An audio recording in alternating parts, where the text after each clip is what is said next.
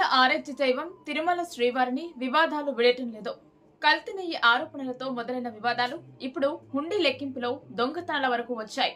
అయితే ఈసారి తిరుమల ఆలయంలో కాకుండా చెన్నైలోని శ్రీవారి ఆలయంలో అపచారం చోటు చేసుకుంది.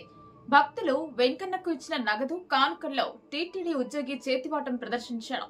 దీంతో ఆలస్యంగా గుర్తించిన టీటీడీ అతన్ని సస్పెండ్ చేసింది. చెన్నైలోని టీటీడీ శ్రీవారి ఆలయంలో పరకమణిలో లెక్కింపులో అవకతవకలు చోటు చేసుకున్నాయనే ఆరోపణలు వచ్చాయి. శ్రీవారికి సమర్పించిన హుండీ కానుకల్లో టీటీడీ ఉద్యోగి కృష్ణకుమార్ చేతివాటం ప్రదర్శించినట్లు తెలిసిందే. హుండీలో వచ్చిన విదేశీ కరెన్సీని ప్రతి నెల 1వ తేదీ తిరుమల పరకామణిలో జమ చేయాల్సి ఉంది.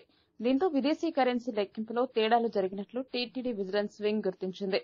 సీనియర్ అసిస్టెంట్ కృష్ణకుమార్ అవకతవకలకు పాల్పడినట్లు గుర్తించిన విజిలెన్స్ వింగ్ ఈవో శ్యామలరావుకు నివేదిక ఇచ్చింది. ఈ నివేదిక ఆధారంగా కృష్ణకుమార్ ను సస్పెండ్ చేస్తూ ఈవో శ్యామలరావు ఉత్తర్వులు జారీ చేశారు. ఇప్పటికే వరుస వివాదాలతో తిరుమల శ్రీవారి ఆలయ ప్రతిష్ట మసకబారుతోంది. భక్తుల్లో ఎంతో నమ్మకమున్న తిరుమల వెంకన్నకు దేశవ్యాప్తంగా ఆలయాలు ఉన్నాయి. వీటిలో ఎక్కడ ఏం జరిగినా టీటీడీయే బాధ్యత వహించాల్సి ఉంటుంది. ఇలాంటి సమయంలో హుండీ ఆదాయాన్ని సైతం సొంత ఉద్యోగులే కాజేస్తుంటే ఇక వీరి సంగతి తిరుమల వెంకన్నే చూసుకోవాల్సి ఉంటుందని భక్తులు మండిపడుతున్నారు.